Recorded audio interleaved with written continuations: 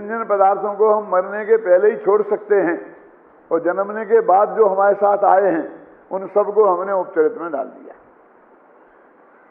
और जो जन्म से लेके मृत्यु तक हमारे साथ है, मां के पेट से एक साथ ही आए थे वो आत्मा और शरीर, और मरने तक साथ ही रहेंगे, तो उनको हमने नजदीक का संबंध मान लिया, नजदीक और दूर का, और उसको हमने क्या रख दिया, अनुपचरित असद्भूत। तो शरीर के साथ संबंध हो गया अनुपचरित असद्भूत।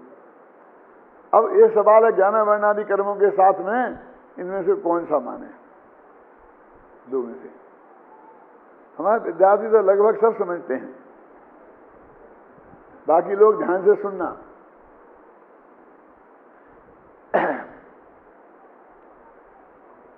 कि जन्म से लेके मृत्यु तक बताए ना, जिनका वियोग नहीं हो, उनको हमने समझ लिया। तो ज्ञाना वर्णादि जो कर्म हैं वो कारमान शरीर हैं। तो जब औदारिक शरीर को हमने अनुपचरित असद्भूत में रखा, तो कारमान शरीर को हम इसी में क्यों नहीं रखेंगे? वो भी तो एक शरीर है ना, आपकी समझ में आया नहीं? और वो जीव से पुद्गल के वाले जो ये शरीर है, इससे ज्यादा लंबा है। ये तो जब माँ के पेट से आया था जब ही साथ में था, वो तो उसके पहले भी साथ में था। और ये तो मर जाओगे तो यहाँ साथ छूट जाएगा, ये तो बाद में भी साथ जाएगा। इसलिए कर्म के साथ में चाहे कर्ता कर्म का संबंध बताएं, चाहे एकत्व का ममत्व का संबंध बताएं, चाहे भोक्ता का संबंध बताएं, सब कौन से नय में जाएगा? उपचरित असद्भूत व्यवहार में। यदि 3-4 दिन का समय मुझे दे दो तो मैं एक एक बच्चे को ये सब नए रटा दूंगा, बिल्कुल पक्का याद हो जाएगा। तो क्या बात आप समझ गए ना? तो ये अब कर्म का कर्ता आत्मा है, तो ये कौन से नए से कहा जाएगा? तो अनुपचरित सद्भूत व्यवहार नए से। देखो अभी पढ़ता हूं जयसेनाचार्य का, कौन बीच में बोल रहा है? यह जीव अनुपचरित असद्भूत व्यवहार नए से द्रव्य कर्मों का करता है। समझ गए ना? जो क्यों बता दिया ना मैंने। और यदि अशुद्ध नए से रागादिक भाव कर्मों का करता है। अब ये अपनी जो पर्याय है पर द्रव्य की नहीं, उसका कर्ता कहना वो निश्चय नय है। तो अशुद्ध पर्याय से अभेद बताना तो अशुद्ध निश्चय नय, शुद्ध पर्याय से भेद बताना तो शुद्ध निश्चय नय, एक देश शुद्ध निश्चय से अभेद बताना तो एक देश शुद्ध निश्चय नय, वो तीनों से ही भेद बताना वो परम शुद्ध निश्चय नय, सीधा सच्चा न्याय है।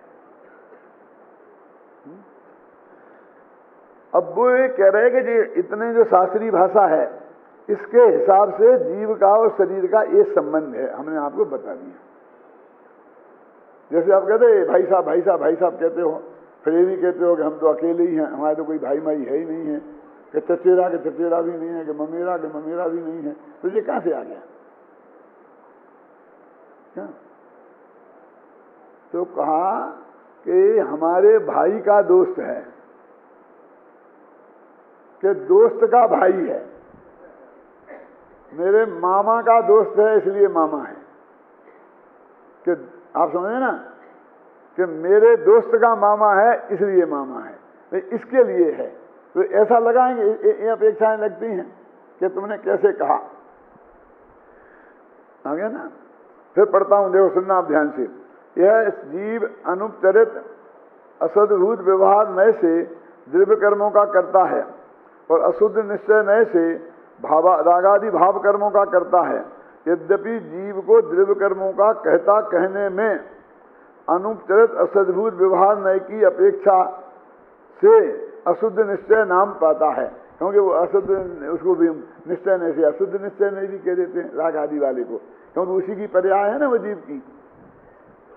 देखो बहुत बारीक भेद है।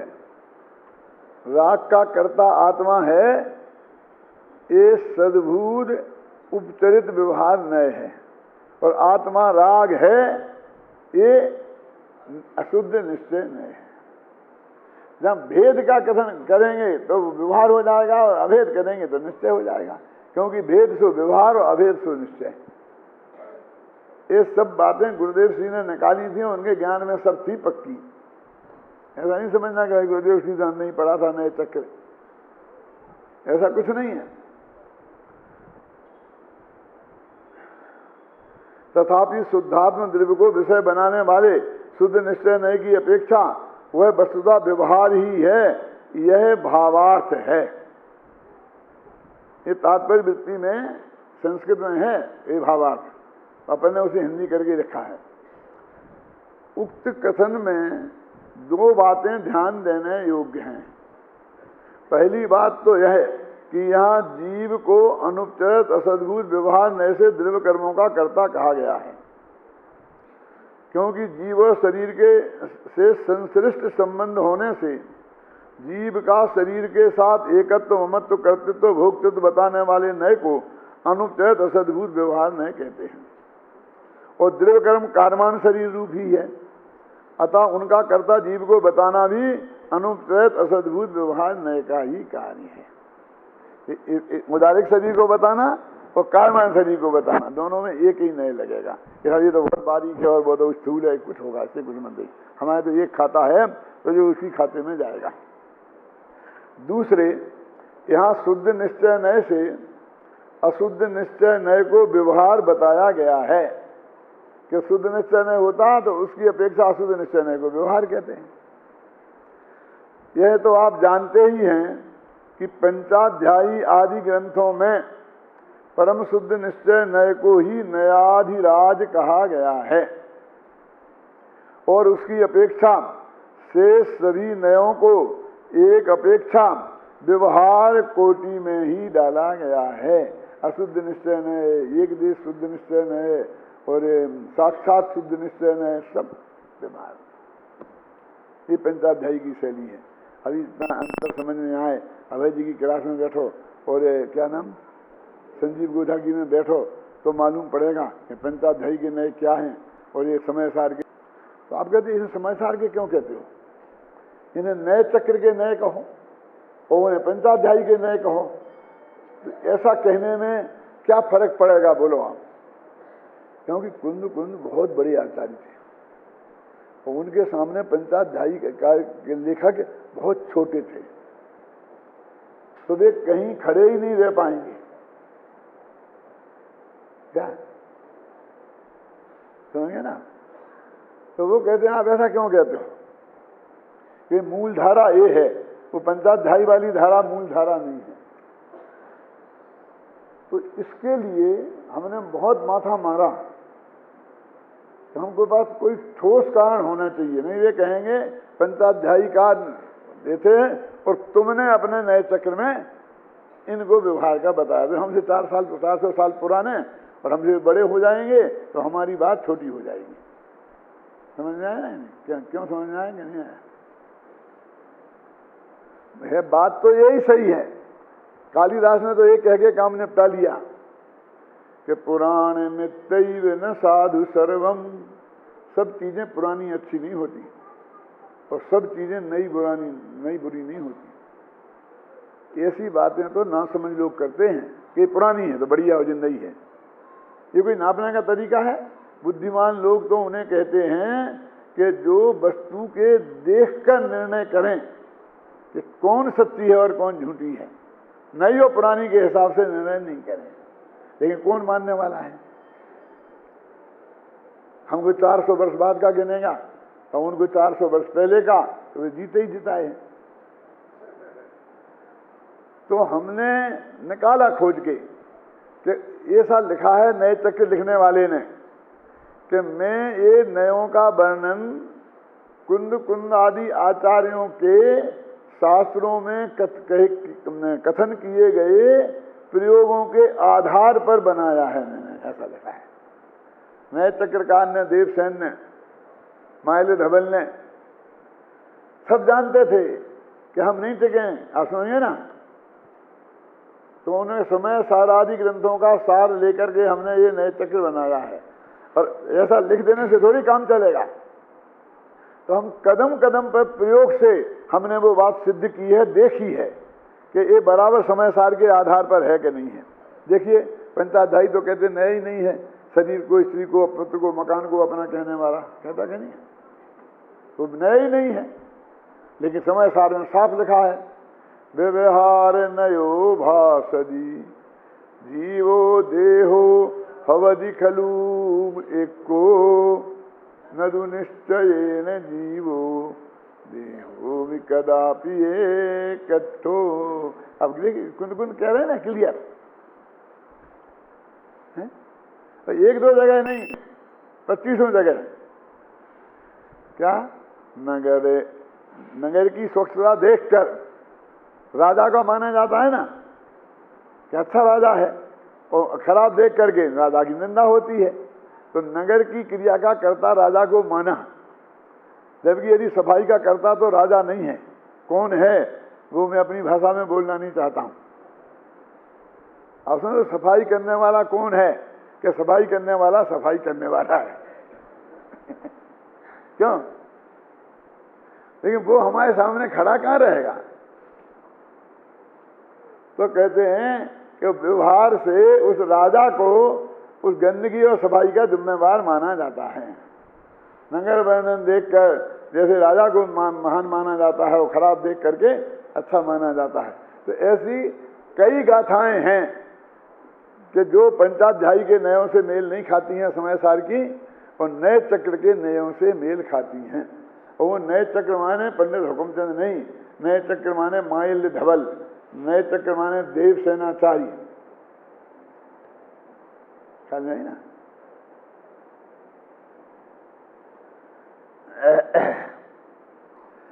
उक्त कथन में दो बातें ध्यान देने योग्य हैं। पहली बात तो यह है कि यहाँ जीव को अनुपचरित असद्भूत व्यवहार नए से द्रव्य कर्मों का कर्ता कहा गया है, क्योंकि जीव का शरीर से संश्लिष्ट संबंध होने से जीव का शरीर के साथ एकत्व, ममत्व, कर्तृत्व, भोक्तृत्व बताने वाले नए को अनुपचरित असद्भूत व्यवहार नए कहते हैं। अब वहां हमने आपको लिख दिया निकाल के, तो आपको थोड़ी अंदाजा लगता है कि उसके पीछे हमने कितनी मेहनत की है देख करके। अब वो तो लिखी नहीं जाती पूरी, वो तो अभी बता दी, वहां तो हम लिख देंगे कि ए है, बस खत्म। और द्रव्य कर्म कारवान शरीर रूप ही है द्रव्य कर्म, अतः उनका कर्ता जीव को बताना अनुपचरित असद्भूत व्यवहार नए का ही कार्य है। ठीक है, एक बात तो ये है नक्की। और दूसरी बात, दूसरे यहाँ शुद्ध निश्चय नए से अशुद्ध निश्चय नए को भी व्यवहार बताया गया है। तो यह तो आप जानते ही हैं कि पंचाध्यायी आदि ग्रंथों में परम शुद्ध निश्चय नए को नयाधिराज कहा गया है, और उसकी अपेक्षा शेष सभी नयों को एक अपेक्षा से व्यवहार की कोटि में डाल दिया, बल्कि वो नयाधिराज है, बस खत्म। वो सम्राट है, और असली तो वही है, और बाकी कुछ नहीं है, बाकी तो उपचरित कथन है। क्या कुंद कुंद ने कोई ऐसा नयाधिराज ऐसा कुछ नहीं बनाया किसी को। शुद्धात्म द्रव्य को विषय बनाने वाले शुद्ध निश्चय नय को ऐसा कहकर आचार्य जयसेन यहाँ शुद्ध निश्चय शब्द का प्रयोग परम शुद्ध निश्चय नय के अर्थ में ही कर रहे हैं। अभी आपको निर्णय करके निकालना पड़ेगा, आप शुद्ध निश्चय नय कहें और वो एक देश शुद्ध निश्चय नय या साक्षात शुद्ध निश्चय नय को निकालने तो नहीं बनेगा, क्योंकि दृष्टि के विषय भूत शुद्धात्म द्रव्य यानी परम शुद्ध निश्चय नय का ही विषय है। यद्यपि नए चक्रादि ग्रंथों में 4 प्रकार के व्यवहार नय और 4 प्रकार के निश्चय नय बताए गए हैं, और समय सारादि ग्रंथों में प्रयोग भी तदनुसार ही पाए जाते हैं, क्योंकि नए चक्रकार स्वयं लिखते हैं कि हमने यह ग्रंथ समय सारादि ग्रंथों का आधार लेकर ही बनाया है। बहुत स्पष्ट शब्दों में लिखा है उसने। तथापि शुद्धात्मा तक ले जाने के लिए नयाधिराज परम शुद्ध निश्चय नय को ही निश्चय नय बताकर शेष को व्यवहार कहने की पद्धति भी अध्यात्म में पाई जाती है। इस बात का प्रबल प्रमाण आचार्य जयसेन का उक्त कथन है। क्यों कि पांडे राजमल जी इस वक्त पैदा नहीं हुए थे जब ये आचार्य जयसेन ने लिखा। वो 700 वर्ष पुराने हैं और ये 500 वर्ष पुराने हैं। तो मतलब ये है कि उनकी वजह से नहीं हुआ, लेकिन ऐसी एक धारा उसे चल रही थी। मैंने जो पंचाध्यायी की है वो धारा भी कहीं कहीं थोड़े रूप में चल रही थी। ये है। यहाँ एक बात और ध्यान देने योग्य है, वह यह है कि विभिन्न प्रकाशनों में उक्त 4 गाथाओं के क्रम में अंतर देखने में आया है। ये है ना 4 गाथाएं अपन ने पढ़ी, इन्हें एक कोई नीचे कोई ऊपर है, ऐसा एक सी नहीं मिलती है, अलग अलग मिलती है। क्रम में फर्क है। क्या फर्क है?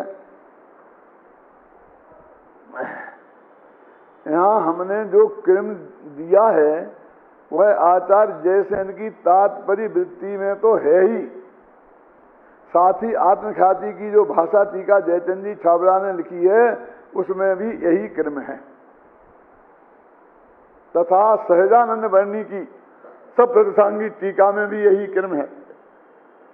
किंतु सोनगढ़, घबराना नहीं है, और जयपुर से प्रकाशित समय सार में ऊपर की 2 गाथाएं बाद में हैं और नीचे की 2 गाथाएं पहले हैं। अब ये अंतर देखने में आता है। यहाँ पर जो सामने किताब है उसमें देखते लिखते जाओ, कहाँ झंझट में पढ़ना है। गाथाओं के अर्थ पर ध्यान देने पर भी परिवर्तन का कोई कारण नजर नहीं आता, क्योंकि उसके आगे पीछे रखने से कोई भाव में अंतर नहीं पड़ता। आत्मख्याति और तात्पर्य वृत्ति में एक रूपता रहे, इस भावना से हमने छाबड़ा जी के क्रम को ही रखना उचित समझा है। देखो वहां छाबड़ा जी का नहीं रखा, कारण है सुधा माने फिटकरी, वहां पर हल्दी रखा और यहाँ छाबड़ा जी का रखा, तभी कोई पक्षपात नहीं है। हमने तरक्की कसौटी पे कसके देखा और अभी निर्णय लिया, हम ये तो हमारे हाथ में है हम किसको आगे पीछे रखें। तो हमने अपने किस विवेक से उसके पीछे क्या क्या थिंकिंग है जो उसे आगे पीछे हमने रखा है, वो बात सब इसमें है। नहीं तो आप माथा मारते रहना, क्यों रखा क्यों रखा क्यों रखा, ऐसा क्यों किया ऐसा क्यों किया। अब उस वक्त भी हमसे तुम पूछोगे, हम नहीं लिखेंगे। तो जब हमने इसका मंथन किया तब तो हमें ये सब बातें याद थी, और अब तुम कभी भी पूछो एकदम रास्ते में रेल के डब्बे में, तो हमें थोड़ी वो याद है। इसमें देख लोगे तो हो जाएगा, क्योंकि जब जिस गाथा पर लिखते हैं उस वक्त जितनी गहराई से उसके स्टडी करते हैं और सब चीजें देखते हैं, वो 24 घंटा उपस्थित थोड़ी रहती हैं। ये तो है ही कि हमने ऐसा क्यों लिखा, ये भी भूल सकते हैं कि हमने क्या लिखा, ख्याल में आई ना। लेकिन इसलिए हम कहते हैं कि देखो तो किताब लाओ, फिर हम उसे देखेंगे, तब हम जवाब देंगे। तो देखो पंडित जी इतने से प्रश्न का जवाब नहीं आता है, तो किताब देखनी पड़ेगी। अरे भाई गैर जिम्मेवारी से जवाब देना हो तो उसमें कुछ भी कह दो, क्या फर्क पड़ता है। मैं आपसे एक प्रश्न पूछता हूँ, जयपुर में कितने कौवे हैं बताओ, कोई बता सकता हो तो बताओ। जयपुर में कितने कौवे हैं, ये बताने के लिए कि साहब इसमें क्या कठिन प्रश्न है, तो बताओ ना। यदि आपको सत्य बोलना है तो कौवों की गिनती करानी पड़ेगी, और वो इतना आसान नहीं है। जैनियों की गिनती तो हम आज तक करा नहीं पाए। वो गवर्नमेंट कह देती है तो 45 लाख, तो हम 45 लाख मान लेते हैं, हम 1 करोड़ कह देते हैं, 1 करोड़ मान लेते हैं। कौवों की कैसे कराएंगे? है? तो आपको क्या कहना पड़ेगा, भैया हमें पता नहीं, यही कहना पड़ेगा ना। और जो झूठों का सरदार है वो कहेगा हम बताते हैं ना। कितने हैं? 5 करोड़ 5,000 5,06,25। क्या गलत निकला तो गिनवा लो ना।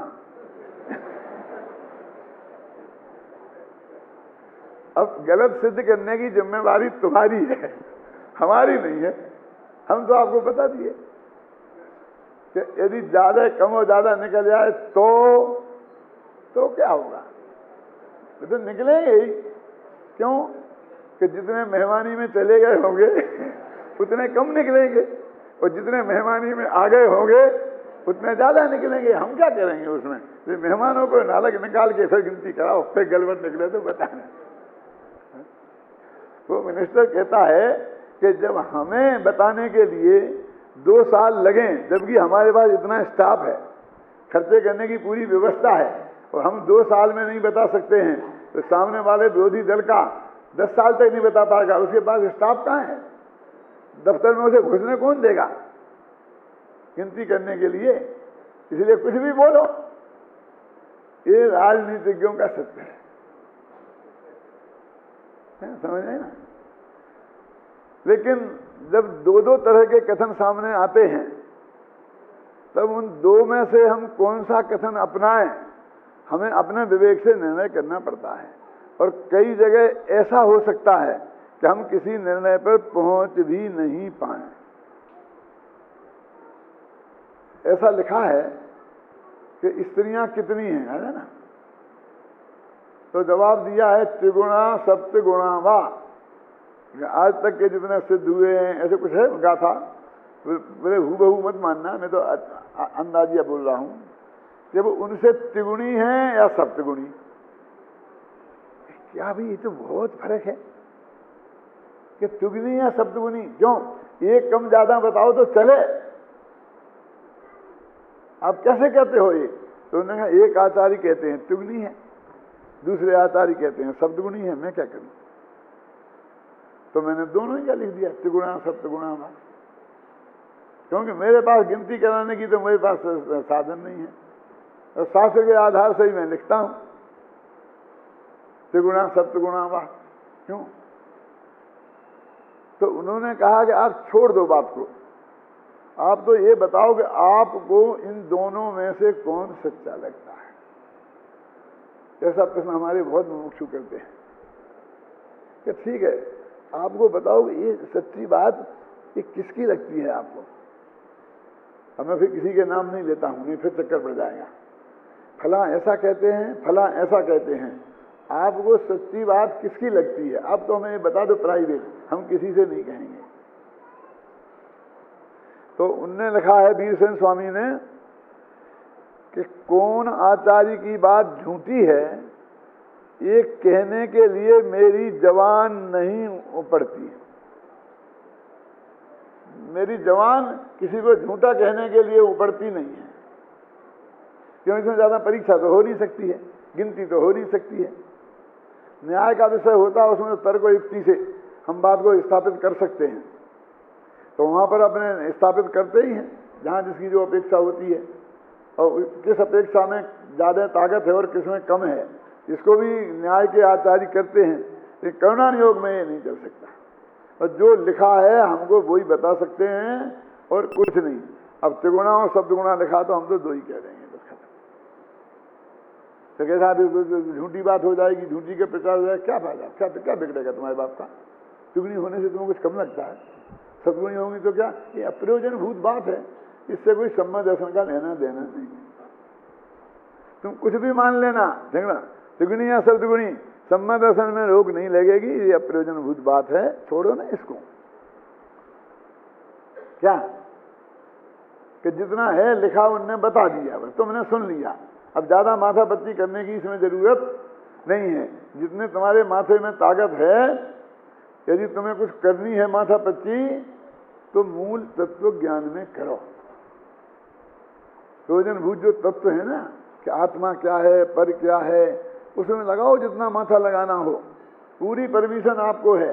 न्याय की कसौटी पर सिर्फ द्रव्यान योग अथवा अध्यात्म शास्त्र ही कसे जा सकते हैं, और बाकी के 3 अनुयोग नहीं कसे जा सकते। तो उनका जवाब हम कैसे दें? वे मजाक उड़ाते हैं कि तुम कहते इतना है समीर पर्वत, इतना लंबा चौड़ा है, अब तुम्हारे यहाँ जल नाप तो बता तो है ही नहीं, कहाँ है, कहाँ चलें? हम तो सारी चक्कर काट जाए, पृथ्वी के दिखते ही नहीं है। क्यों? इतनी स्त्रियां हैं, इतने पुरुष हैं, गिन तो सकते ही नहीं है, तुम ऐसी ठोके जा रहे हो। तो आचार्य कहते भाई चिंता की बात नहीं है, उससे कोई तुम्हारा संबंध है, मिथ्या दर्शन का संबंध नहीं है।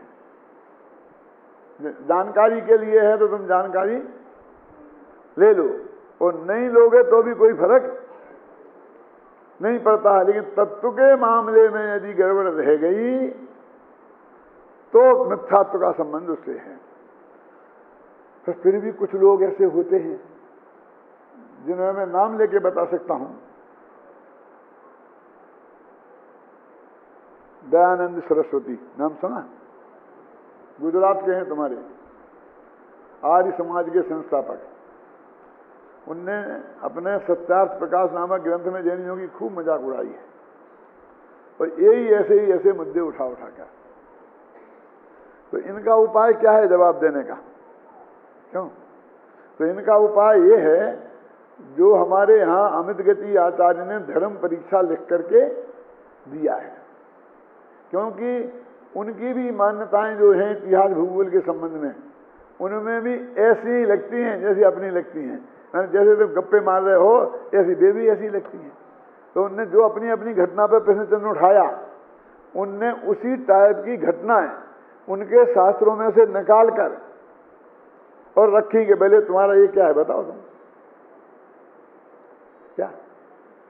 तो इस तरह से उसका खंडन किया और अंत में लिख दिया भाई इसमें कोई फायदा नहीं है, तुम हमारी काटोगे हम तुम्हारी काटेंगे, इसलिए ये क्या है अछेरा। अछेरा माने इनके बारे में कुछ छेड़खानी मत करो, क्योंकि सभी घर में मिट्टी के चूल्हे हैं, कोई फायदा नहीं है। तत्व की बात करो, उससे हमारा लेना देना है।